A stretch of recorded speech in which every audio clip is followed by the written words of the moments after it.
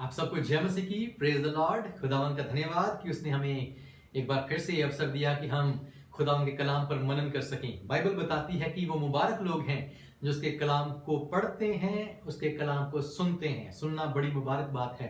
उसके कलाम पर जो मनन करते हैं वो भी बहुत मुबारक बात है, और जो उसके कलाम पर चलते हैं वो तो धन्य है। तो आइए हम खुदावन के कलाम में से, जैसे हमने इस संदेश को शुरू किया है, और हम बात कर रहे हैं बुलाहट के बारे में कि खुदावन जो है वो किस तरीके से हमें बुलाता है। हमने पिछले संदेश में कुछ बेसिक जो बातें थी, फाउंडेशनल जो बुनियादी बातें थी बुलाहट के बारे में, उनको सीखा था कि खुदावन किस तरीके से हमें बुलाता है, किस तरीके से उसकी बुलाहट हमारे पास आती है, बुलाहट कैसी है, कितनी तरह की बुलाहट हो सकती है। उसका जो क्षेत्र है खुदावन का बुलाहट का वो बहुत बड़ा है। अलग अलग तरीके से उसने अपने लोगों को पुराने नियम में भी हम देखते हैं बुलाया, नए नियम में भी जो खुदावंद है वो हमें बुलाता है। और वो हमेशा जब बुलाता है तो उसकी कंफर्मेशन देता है, उस बुलाहट को पुख्ता करता है कि मैं तुम्हें बुला रहा हूं।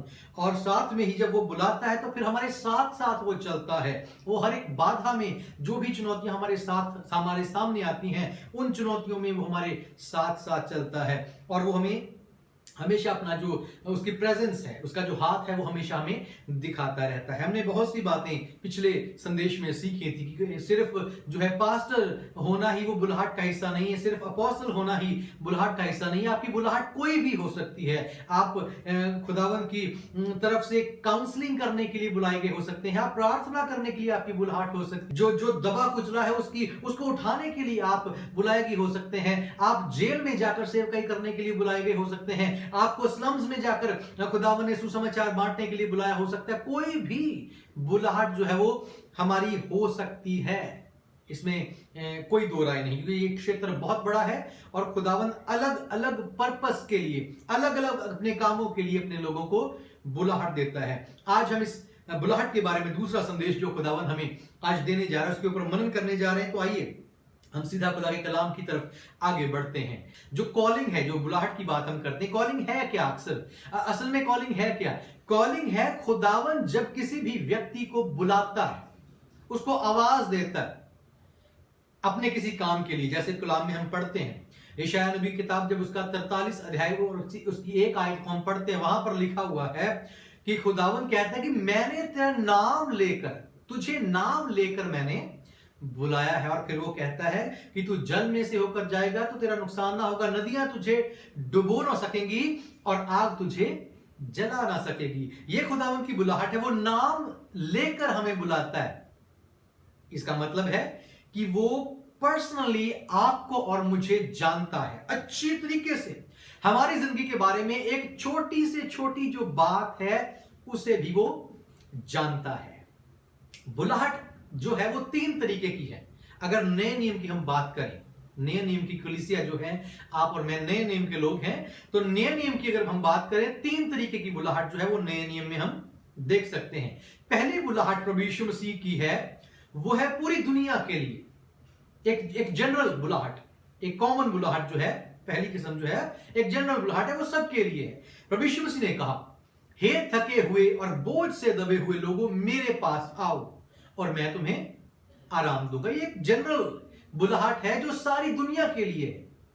इसमें कोई भी जरूरी नहीं कि उस व्यक्ति का जो रिलेशन है खुदा के साथ बहुत मजबूत हो, उसके लिए बुलाहट है। नहीं, ये कोई भी व्यक्ति जो किसी ने प्रभु यीशु मसीह का नाम नहीं भी सुना, उसके लिए भी ये बुलाहट है कि अगर वो नाम सुन लेता है तो यीशु मसीह उससे भी कहते हैं कि मेरे पास आओ, हे थके हुए बोझ से दबे हुए लोगों, मेरे पास आओ। और दुनिया में 90% लोग जो हैं, जो यीशु मसीह के पास आते हैं, इस बुलाहट को सुनकर आते हैं। वो क्या सुनते हैं कि यीशु मसीह ने कहा मेरे पास आओ, और वो आते हैं। और 90% लोग जो हैं, अगर देखा जाए तो इनमें से ज्यादातर लोग जो हैं, उनका रिश्ता जो है खुदावन के साथ कोई बहुत मजबूत रिश्ता नहीं होता। वो अलग अलग दुनिया के क्षेत्रों में से हो सकते हैं वो, और इनमें से ज्यादातर लोग आते हैं और वापस भी चले जाते हैं। ये भी बात साथ में है। इस तरीके से जो लोग आते हैं, इनमें से ज्यादातर लोग जो हैं वो आते हैं और चले जाते हैं। वो जो खुदावन से चाहिए, शांति चाहिए, चंगाई चाहिए, बरकत चाहिए, जो भी उनकी चाहत ख्वाहिश है, वो यीशु मसीह के पास आते हैं और वो लेकर चले जाते हैं। ये है एक जनरल बुलाहट जो पूरी दुनिया के लिए है। इसमें कोई ज्यादा मजबूत रिश्ते की जरूरत नहीं पड़ती कि उस व्यक्ति को खुदावन से बहुत मजबूत रिश्ता बनाना है, ऐसा नहीं है। एक साधारण बुलाहट है, लोग आते हैं और चले जाते हैं, जनरल एक बुलाहट। दूसरी बुलाहट बाइबल में है जिसे हम कह सकते हैं चेलापन की बुलाहट, चेले की बुलाहट, एक डिसाइपल की बुलाहट जिसे हम कह सकते हैं। प्रभु यीशु मसीह कहते हैं, मेरे पीछे आओ और मेरा अनुसरण करो। उन्होंने अपने चेलों को बुलाया, पतरस को कहा मेरे पीछे हो ले। यह है चेलेपन की। और इस चेलेपन की बुलाहट में एक बात जरूर आती है कि चेलेपन की बुलाहट में जो भी इंसान आता है उसे मसीह को फॉलो करना है, उसके पीछे चलना है, उसको जो वो कहता है उसकी बात को मानना है, उसके स्वभाव को अपने अंदर रखना है। ये चेलेपन की बुलाहट है। जैसे गुरु चलता है वैसे ही चेले को पीछे पीछे चलना है। गुरु के साथ मजबूत रिश्ता उस चेले का होना चाहिए और उसे अपने जीवन से अपने गुरु को दिखाना है, उसके फलों को, उसके स्वभाव को, उसकी पवित्रताई को, उसकी गवाही को अपने जीवन से दिखाना है। यह है चेलेपन की बुलाहट। और तीसरी बुलाहट है जिसे हम कह सकते हैं एक स्पेसिफिक बुलाहट, जो वो बुलाहट जो खुदावंद खास तौर से अपने लोगों को देता है। देखिए, विश्वासी जो है, चर्च में जितने भी विश्वासी हैं, वो उनको जो डिसाइपलशिप की जो बुलाहट है वो मिली हुई है। जितने भी विश्वासी हैं, प्रभु यीशु मसीह का कलाम उनको ये कहता है कि तुम मेरे पीछे चलो, अपना क्रूस उठाकर मेरे पीछे चलो। और जब तुम मेरे पीछे चलते हो तो सबसे बढ़कर तुम्हें मुझसे प्यार करना है, जैसे हम पिछली बार भी इस बारे में बात कर रहे थे। तो अब जो वो विश्वासी हैं उनके लिए डिसाइपलशिप की कॉल है। जो विश्वास में आ जाते हैं उनको चेलेपन की बुलाहट मिल जाती है। लेकिन खुदावन जो है एक तीसरी किस्म की बुलाहट उन लोगों को देता है जिनको वो विशेष तौर पर विशेष पर्पस के लिए बुलाता है। और हम विशेष तौर से इसी बुलाहट के बारे में बात करने जा रहे हैं इन दिनों में। जब हम इस संदेश को सुनते हैं तो इस हमारा फोकस जो है वो स्पेसिफिक बुलाहट पर ही रहेगा। खुदावंद उन लोगों को जिनको वो विशेष तौर से बुलाता है, किसी खास मकसद के लिए बुलाता है, उनके बारे में हम इन दिनों में बात करेंगे। ये बुलाहट है स्पेसिफिक कॉल।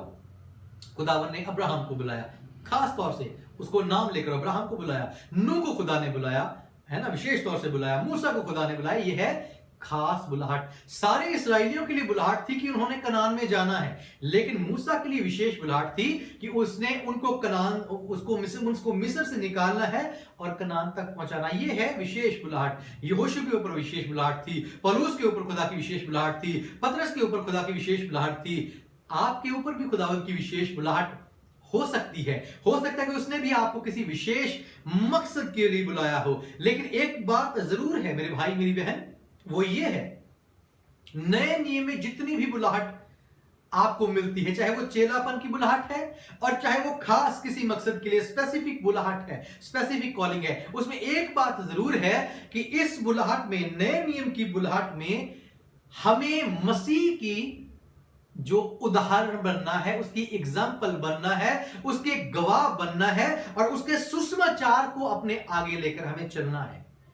गवाही और सुसमाचार ये नए नियम की बुलाहट में हमेशा साथ साथ चलते हैं। चाहे वो एक आम विश्वासी जो चेला बन रहा है उसके लिए बुलाहट हो, और चाहे विशेष तौर से आपके लिए बुलाहट है, चाहे एक प्रेरित हो, चाहे एक पासवान हो, चाहे एक वो व्यक्ति हो जो जेल में जाकर सेवकाई कर रहा है, किसी के लिए भी कोई भी सेवकाई है, कोई भी बुलाहट है, उसमें जो गवाही है, मसीह के गवाह बनना और मसीह का सुसमाचार अपने जीवन में लेकर चलना, वो दो बातें हमेशा साथ में चलती हैं। अब हम इस बारे में बात करते हैं कि जो बुलाहट है, हमने देख लिया कि 3 तरीके की बुलाहट है, आम बुलाहट, चेलेपन की बुलाहट और विशेष बुलाहट। विशेष बुलाहट जो है उसके बारे में हम बात करने जा रहे हैं। तो आइए खुदा के पाक कलाम में से हम कुछ आयतों को पढ़ेंगे और हम देखते हैं कि खुदावंद इस विशेष बुलाहट के बारे में क्या कहता है। हम खुदा के पाक कलाम में से पढ़ेंगे इब्रानियों की पत्री, उसका 3 अध्याय और उसकी 1 आयत। उसके स्टार्टिंग से मैं आपके लिए पढ़ देता हूं।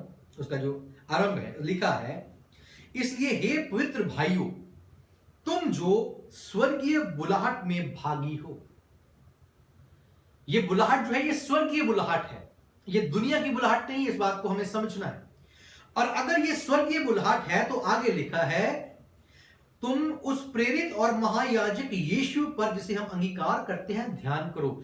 जब ये बुलाहट स्वर्ग से आई है तो हमें स्वर्ग के खुदावन की तरफ ध्यान करना है, दुनिया की तरफ हमें ध्यान नहीं करना। देखिए, नए नियम में जो बुलाहट का सिस्टम वो ये है कि खुदावंद व्यक्तिगत तौर से आपसे बात करता है, व्यक्तिगत तौर से। प्रभु यीशु मसीह राह पर जा रहे हैं और झील के पास आ जाते हैं और वहां पर कुछ लोग मछली पकड़ रहे हैं, और मछली पकड़ने वालों में से एक को वो बुलाकर कहते हैं, जिसका नाम पतरस है। वो कहते हैं कि हे पतरस, हे शमौन, तू मेरे पीछे आ जा। और शमौन जो है उनके पीछे चलना शुरू कर देता है। प्रभु यीशु मसीह आगे चलते हैं, एक व्यक्ति जो है वो राह के किनारे महसूल ले रहा है, चुंगी ले रहा है, उसका नाम मत्ती है। उसको बुलाते हैं और कहते हैं, मत्ती मेरे पीछे बोले। उसको भी वो कहते हैं आजा, और उनकी नजर से ही वो जान जाता है कि मेरी जिंदगी में आज कुछ होने जा रहा है। एक बुलाहट उसको मिल जाती है और वो यीशु मसीह के पीछे चलना शुरू कर देता है। यीशु मसीह ने पौलुस को भी इस तरीके से बुलाया। जब वो दमिश्क के मार्ग पर जा रहा था, रास्ते में उसका एनकाउंटर यीशु मसीह से होता, व्यक्तिगत तौर से।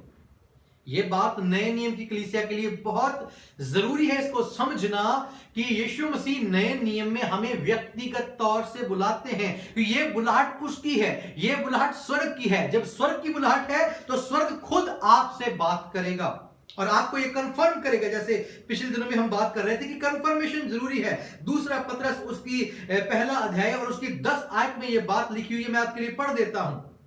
अंग्रेजी का तर्जुमा बहुत सुंदर है। यहां लिखा है, Therefore, my brothers and sisters, make every effort to confirm your calling and election. हमें खुदावन से अपनी कॉलिंग की, बुलाहट की कंफर्मेशन लेनी है, और उसके लिए जरूरी है कि आप खुदावन के साथ अपना रिश्ता जोड़ें। ये मनुष्य की बुलाहट नहीं है। जो हमें बुलाहट दे रहा है उसके साथ हमारा एक रिश्ता होना चाहिए, एक घनिष्ठ संबंध होना चाहिए, उसकी आवाज हमारे कानों में आनी चाहिए, उसकी बुलाहट हमारे हृदय में आनी चाहिए। ये नहीं कि हम किसी की आवाज सुनकर, किसी मनुष्य की बात सुनकर बुलाहट में चले जाएं। इस बात का ध्यान रखें मेरे भाई मेरी बहन, ये बहुत अनिवार्य है, ये बहुत जरूरी बात है, क्योंकि हमारी बुलाहट जो है वो स्वर्गीय है और स्वर्ग की तरफ हमारा ध्यान होना चाहिए।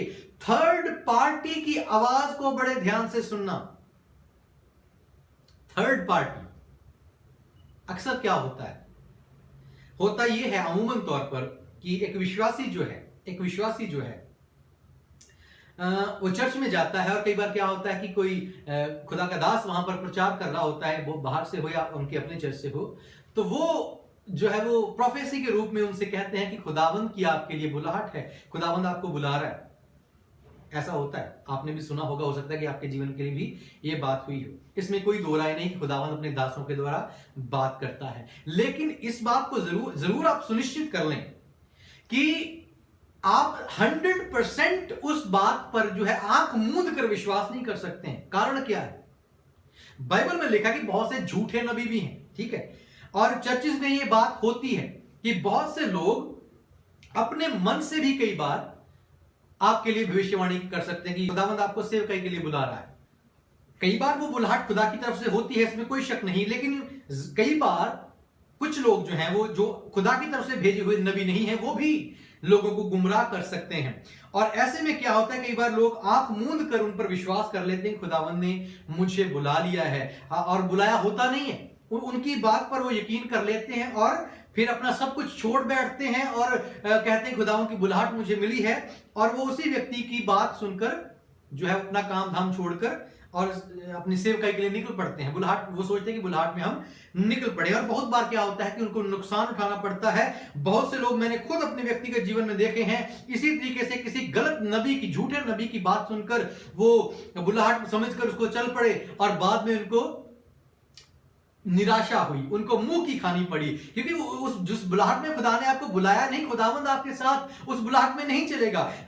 जिस रास्ते में चलने के लिए खुदावंद ने आपको आवाज दी है, उस रास्ते में खुदावंद आपके आगे चलेगा। लेकिन जब खुदा ने हमें बुलाया ही नहीं, हमें किसी व्यक्ति ने गुमराह कर दिया और हम उसकी आवाज सुनकर पीछे चल पड़े, उसमें बहुत बार हम गुमराह हो सकते हैं। इसलिए ध्यान रखें कि जब भी आपको इस तरीके से कभी भी बुलाहट आती है और कोई आपसे कहता है कि खुदावंद आपको बुला रहा है, तो इसको सुनिश्चित कर ले कि खुदावंद के साथ बैठकर उसको कंफर्म करें। देखिए, खुदावंद से बात करना कोई मुश्किल नहीं है।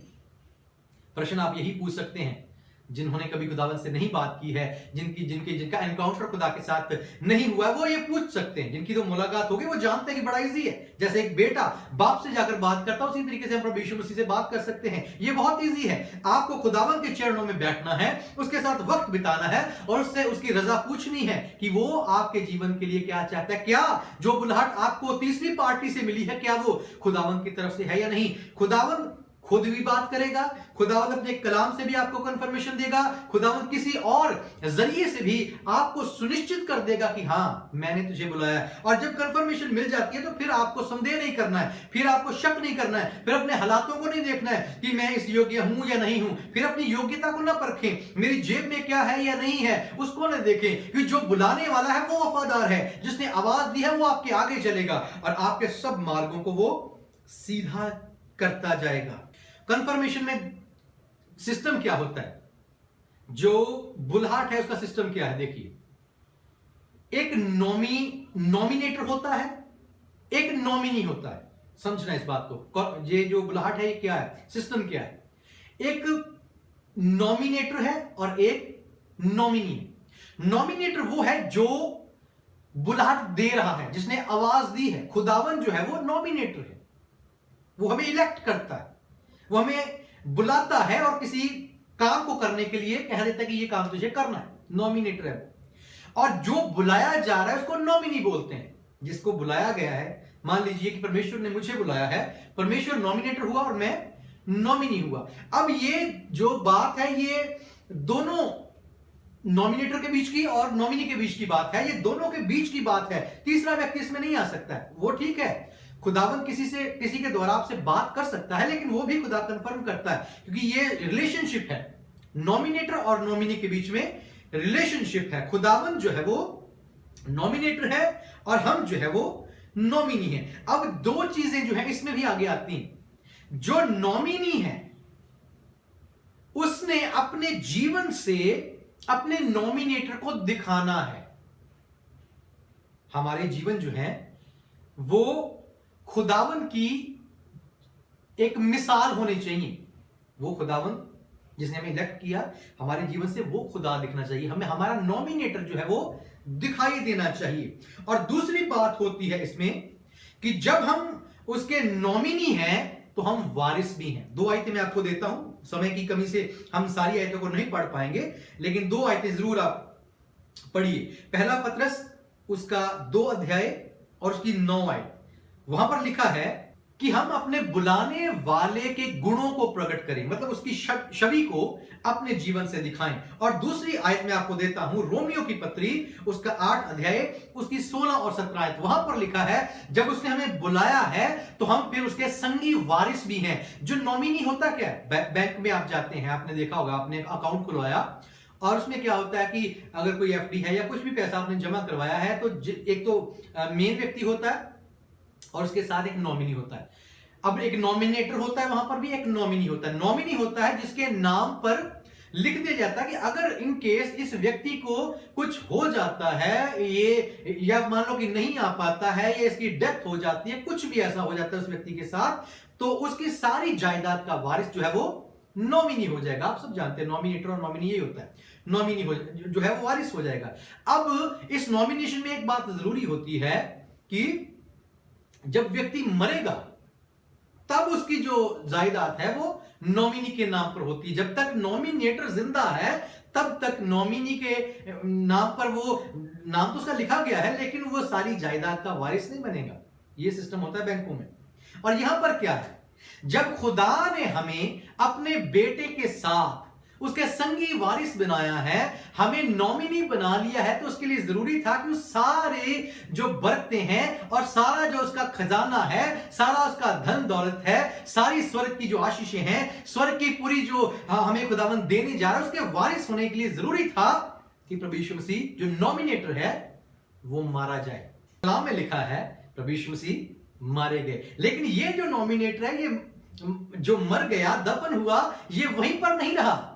ये जो नॉमिनेटर है, ये जी उठा, और उसने जी उठने के बाद इसलिए वो जी उठा ताकि हम जो उसके नॉमिनी हैं उस जिंदा खुदावन के साथ मिलकर आनंद मनाएं। जो भी हमारे लिए खुदावन ने रखा हुआ है, वो भरपूरी, वो सब कुछ जो खुदावन ने स्वर्गीय नेमतें आशीषें आपके लिए और मेरे लिए रखी हैं, यीशु मसीह में वो सारी चीजें जो हमारे लिए रखी हैं, यीशु मसीह के साथ ही हम उन सब चीजों का आनंद उठाएं और प्रभु की हजूरी में उसके साथ रहें। नॉमिनेटर भी जिंदा रहेगा यहां पर और नॉमिनी भी जिंदा रहेंगे, वो दोनों मिलकर उद आनंद मनाएंगे। और जब बुलाहट आती है तो वो खुदावन जो नॉमिनेटर है और हम नॉमिनी, ये दोनों मिलकर काम करते हैं। ये भी साथ में बात है, अगर दुख उठाना है तो भी नॉमिनी को साथ में ही उठाना पड़ेगा। ये बुलाहट जो है, इसमें चुनौतियां जरूर आपके सामने आएंगी। अगली बात है कि जो ये बुलाहट है, ये एक सौभाग्य की बात है। अगर ये स्पेसिफिक कॉल आपके जीवन में आई है तो आप सौभाग्यशाली हैं। उस खुदावंद के लिए काम करना, अगर हमें किसी दुनिया में रहते हुए मल्टी नेशनल कंपनी में काम करने के लिए मौका मिल जाए, वो हमें बुला लें, तो मैं सोचता हूं कि हम उल्टी छलांगे लगाएंगे, है ना। हम इतने खुश हो जाएंगे कि मुझे मल्टीनेशनल कंपनी में जॉब मिल गई है। लेकिन यहां पर कितनी बड़ी बात है कि पूरी यूनिवर्स का, आकाश और पृथ्वी का रचने वाला, आपका और मेरा खुदावन जो है, जो सारी कायनात का मालिक है, उसने आपको बुलाहट दी है। ये कितनी बड़ी सौभाग्य की बात है। हम खुदावन के साथ मिलकर काम कर रहे हैं, हम उसके संगी सहभागी हैं, हम उसके संगी वारिस हैं। ये कितनी बड़ी बरकत की बात है। इसके लिए जरूरी नहीं कि आपके अंदर बहुत काबिलियत हो। काबिलियत के साथ खुदावन नहीं बुलाता है किसी को कि अगर मैं बहुत काबिल हूं, अगर मैं बहुत सुंदर हूं, अगर मैं बहुत ताकतवर हूं, अगर मैं बहुत पढ़ा लिखा हूं, अगर मैं बहुत धनी हूं, तभी खुदा मुझे बुलाएगा। नहीं, खुदावन ऐसे नहीं बुलाएगा। बल्कि खुदावन का सिस्टम क्या है, आगे बाइबल में देखते हैं वो बुलाता कैसे है। कुरिन्थियों की पहली पत्री हम देखेंगे, उसका 1 अध्याय और उसकी 26 से 31 आयत तक हम पढ़ेंगे। कुरिन्थियों की पहली पत्री 1 अध्याय उसकी 26 से 31 आयत तक, ये हम सारी आयतें पढ़ देंगे, ये बहुत जरूरी हैं जी। देखिए, हे भाइयों, अपने बुलाए जाने को तो सोचो कि ना शरीर के अनुसार बहुत ज्ञानवान और ना बहुत सामर्थी और ना बहुत कुलीन बुलाए गए, परंतु परमेश्वर ने जगत के मूर्खों को चुन लिया है कि ज्ञानवानों को लज्जित करे, और परमेश्वर ने जगत के निर्बलों को चुन लिया है कि बलवानों को लज्जित करे, और परमेश्वर ने जगत के नीचों और तुच्छों को, वरन जो हैं भी नहीं, उनको भी चुन लिया है कि उन्हें जो हैं व्यर्थ ठहराए, ताकि कोई प्राणी परमेश्वर के सामने घमंड ना करने पाए, परंतु उसी की ओर से तुम मसीह यीशु में हो, जो परमेश्वर की ओर से हमारे लिए ज्ञान ठहरा, अर्थात धर्म और पवित्रता और छुटकारा, ताकि जैसा लिखा है वैसा ही हो। जो घमंड करे वह प्रभु में घमंड करे। यहां पर बात स्पष्ट हो जाती है कि खुदावन की बुलाहट है जो वो हमारे सोशल स्टेटस के हिसाब से नहीं आती, हमारी फाइनेंशियल स्टेटस के हिसाब से नहीं आती है। वो किसी को भी चुन सकता है। यहां पर अगर देखा जाए तो खुदावन के कलाम में लिखा है कि उसने बलवानों को और बड़े ज्ञानियों को नहीं चुना, उसने साधारण वो लोग जो तुच्छ समझे जाते थे उनको चुना है, जो अपने आप में सोचते थे कि हम अयोग्य हैं, उनको वो चुनता। देखिए, खुदावंत की जो बुलाहट है उसका सिस्टम यह है कि अगर मैं कहता हूं कि मैं बहुत योग्य हूं और वो मुझे चुनेगा, वो मुझे नहीं चुनेगा। जो अपने आप को दीन नम्र करता है, जो अपने आप को कहता है कि मैं योग्य नहीं हूं, उसको वो चुन लेता है। अब्राहम जो था वो बूढ़ा था, लेकिन अब्राहम को 75 साल की उम्र में उसकी आवाज आती है कि अब्राहम, मैं तुझे संतान दूंगा। वो बुजुर्ग हो गया, साइंटिफिकली वो अब योग्य नहीं कि वो पिता बन सके, और फिर वो 100 साल का हो जाता है। फिर खुदा से कहता है मैं तुझे औलाद दूंगा। अब वो बिल्कुल ही उसकी जो कंडीशन है, फिजिकल कंडीशन उसकी ये है कि वो बच्चे को पैदा नहीं कर सकता। उसकी वाइफ जो है वो भी बहुत बूढ़ी हो चुकी है। लेकिन जब वो अयोग्य दिख रहे थे तब खुदावन ने उसको आशीष दी। खुदावंद ऐसे ही करता, तब वो हमें बुलाता है जब सोचते हैं कि हम नहीं कर पाएंगे। मूसा जो था वो जुबान से बहुत अच्छे तरीके से बोल नहीं सकता था, लेकिन खुदा ने उसे बुलाया जो सोचता था कि मैं अयोग्य हूं। गिदोन जो एक साधारण किसान था और अपने खेत में डर कर बैठा हुआ था, उसको खुदा ने बुलाया। क्या करने के लिए? युद्ध करने के लिए। उसको खुदावन ने एक शूरवीर योद्धा के रूप में बुलाया। पतरस जो मछली पकड़ने वाला था, मछली पकड़ना उसका पेशा था, वो एक अनपढ़ व्यक्ति था, वो पढ़ा लिखा नहीं था, लेकिन उसको खुदा ने आवाज दी, उसे बुला लिया। मेरे भाई मेरी बहन, मैं नहीं जानता आपकी स्थिति क्या है। हो सकता है कि आप भी ये सोचते हो, आपके मन में ये बात जरूर होगी कि मैं खुदावंद के लिए कुछ करना चाहता हूं, करना चाहती हूं, मैं उसकी सेवा के लिए आगे बढ़ना चाहती हूं, लेकिन मेरे पास योग्यता नहीं, मेरे पास पैसा नहीं, मेरी मदद के लिए कोई इंसान नहीं, मेरे साथ कोई मिनिस्ट्री नहीं, मैं कैसे करूंगा? इन बातों को एक तरफ कर दीजिए। जो बुलाने वाला है उससे रिश्ता जोड़ लीजिए, उससे बात कीजिए। वो आपको बुलाएगा भी, आपको लेकर भी चलेगा, आपको मंजिल तक भी ले जाएगा, आपका हाथ थाम लेगा और कभी वो आपको छोड़ेगा नहीं। उसकी तरफ ध्यान दें, अपने हालातों की तरफ, अपनी जेब की तरफ ना देखें। विश्वास का कदम उठाकर अगर खुदा आपको बुलाता है, आगे चले जाएं। और कई लोग ऐसे भी हैं जिनको बुलाहट अभी तक नहीं मिली है, लेकिन वो खुदा के लिए कुछ करना चाहते हैं। एक तो वो है जिनको बुलाहट मिली है, लेकिन वो हालातों की वजह से आगे नहीं बढ़ पा रहे। उनके लिए मेरा संदेश ये है कि वो आगे बढ़े, विश्वास का कदम लें, अपने खुदावन की तरफ देखें। जो वफादार है वो नहीं छोड़ेगा। पहला थिस्सलुनीकी उसका 5:24 में लिखा कि वो वफादार है और वो हमें अंत तक ले जाएगा, वो हमें थामे रहेगा। उसकी तरफ ध्यान दें, आगे बढ़े। जिनके पास बुलाहट नहीं और वो खुदा के लिए इस्तेमाल होना चाहते हैं, आपके दिल में ये इच्छा है कि आप अपने खुदा के लिए इस्तेमाल हो, आपके लिए मैं ये कहना चाहता हूं, मेरे भाई मेरी बहन, खुदावन की हजूरी में बैठ जाएं, उसके सामने घुटने टेक दें और उसे कहें, खुदावन मैं तेरा बेटा हूं, तेरी बेटी हूं, मैं तेरे लिए इस्तेमाल होना चाहता हूं, चाहती हूं। वो आपको बुलाएगा। वो आपको अब उस बड़ी बुलाहट के लिए, जो उसने एक विशेष बुलाहट आपके लिए तैयार कर रखी है, वो आपको बुलाएगा। लेकिन जरूरी है कि आप उससे बात करें, मनुष्य की तरफ ना देखें। इंसान चाहे कितना भी बड़ा हो, चाहे वो कितनी भी उसकी जो उपाधि वो बड़ी हो, लेकिन उसकी तरफ ना देखें। आप अपने खुदावन की तरफ से देखें, क्योंकि वो बुलाहट देने वाला है। बुलाहट उसी की तरफ से आती है, वो नॉमिनेटर है और हम नॉमिनी हैं। हमें उससे डील करना, उससे बात करनी है और वो आपको बुलाएगा। अब्राहम अयोग्य था, मूसा अयोग्य था, गिदोन अयोग्य था, पतरस अयोग्य था, लेकिन खुदावन ने उनको बुलाहट दी और उनको बरकत भी दी, उनको इस्तेमाल भी किया। लेकिन दूसरी तरफ कई बार हम ये भी सोच सकते हैं, कई लोग ये प्रश्न पूछते हैं कि क्या खुदावंद जो ज्ञानी लोग हैं, जो धनी लोग हैं, उनको इस्तेमाल नहीं कर सकता, उनको नहीं बुला सकता? ये प्रश्न पूछा जाता है, क्योंकि बाइबल में जब ये बात पढ़ी जाती है कि उसने तुच्छों को चुना, अज्ञानियों को चुना, ताकि ज्ञानवानों को लज्जित करे। तो ये प्रश्न पूछा जाता है कि क्यों खुदावंद क्या धनियों को या ज्ञानियों को इस्तेमाल नहीं कर सकता? कर सकता है और वो करता भी है। इसमें ये नहीं कि उन्होंने, उस खुदावंद ने धनियों के लिए और ज्ञानियों के लिए, या जो अच्छा स्टेटस जिनका समाज में बहुत ऊंचे रुतबे के हैं, उनके लिए दरवाजे बंद कर दिए, ऐसा नहीं है, बिल्कुल भी नहीं है। बात सिर्फ इतनी सी है, अगर आप बाइबल में झांक कर देखें, पौलुस रसूल क्या था? वो एक अच्छे समाज के फिरके से आता था, वो एक शास्त्री था, वो सिखाने वाला था, खुदावंद के कलाम को पहले से व्यवस्था को जानने वाला व्यक्ति था और उसके पास अधिकार था, तभी तो वो कलीसिया को मार रहा था। लूका जो था वो एक वैद्य था, पढ़ा लिखा व्यक्ति था, वो एक अनपढ़ व्यक्ति नहीं था। मत्ती जो था वो महसूल लेने वाला था, धनी व्यक्ति था वो। हालांकि समाज में जो यहूदी लोग थे वो उसे अच्छी नजर से नहीं देखते थे, क्योंकि वो रोम के लिए काम करता था, रोमी शासन के लिए काम करता था, लेकिन वो एक धनी व्यक्ति था, उसको भी खुदावन ने अपने काम के लिए बुलाया।